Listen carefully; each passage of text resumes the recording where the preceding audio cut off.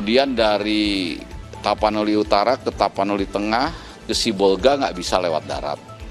Sehingga beberapa hari Sibolga ini masyarakatnya tidak mendapat tambahan logistik, tapi per hari ini sudah 2 sorti BNPB mengirim logistik menggunakan pesawat Karapan.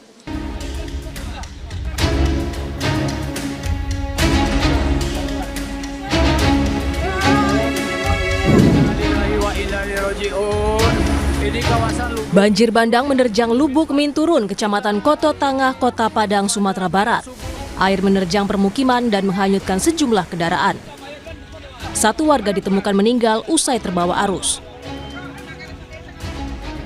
Selain di Kecamatan Koto Tangah, hujan ekstrim yang melanda Kota Padang dilaporkan juga menyebabkan banjir di 2 kecamatan lainnya, Kecamatan Nanggalo dan Kecamatan Pauh. Banjir juga merendam Kabupaten Aceh Utara Aceh semakin parah. 1 keluarga terjebak di atas loteng saat rumahnya hanyut terbawa arus di Desa Paloh Raya.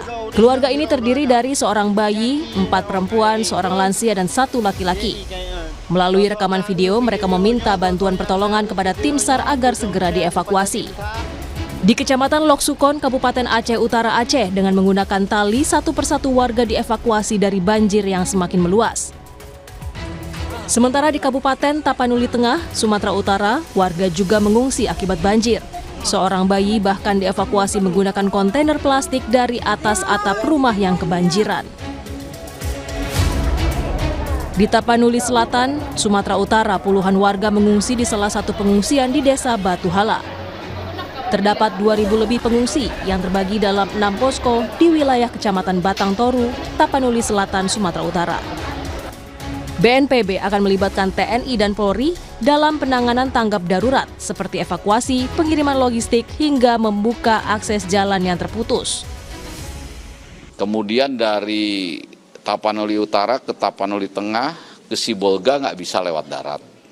Sehingga beberapa hari Sibolga ini masyarakatnya tidak mendapat tambahan logistik, tapi per hari ini sudah 2 sorti BNPB mengirim logistik menggunakan pesawat Karapan. Dan untuk Tapanuli Tengah, informasinya besok juga Bapak Gubernur dari Medan akan mengirim 1 pesawat.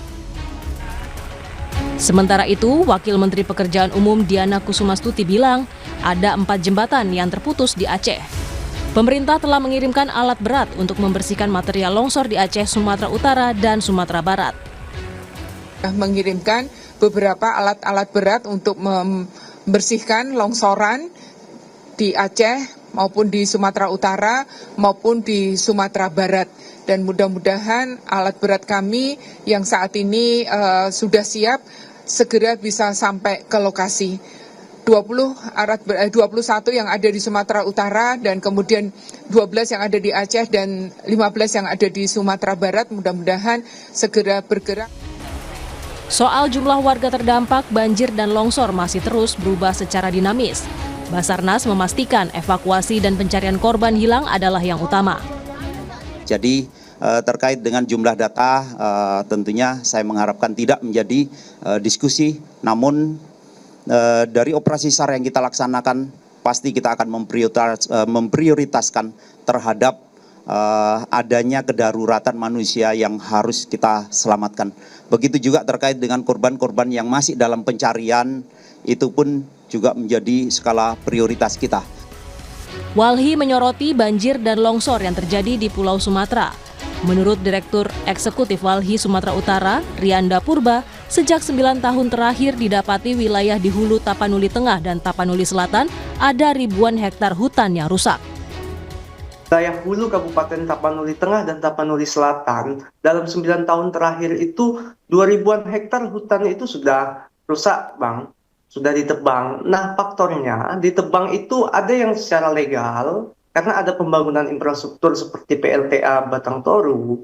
Kemudian juga ada pertambangan emas di sana, dan kemudian ada juga aktivitas perkebunan kayu rakyat PT Toba Pelestari. Ini aktivitas industri ekstraktif tersebut juga memperparah dari hujan cuaca ekstrim turun, jadi air itu langsung turun ke wilayah-wilayah hilir. Pemerintah fokus pada pemulihan jalur transportasi agar pengiriman logistik bisa cepat tersalurkan kepada seluruh korban banjir.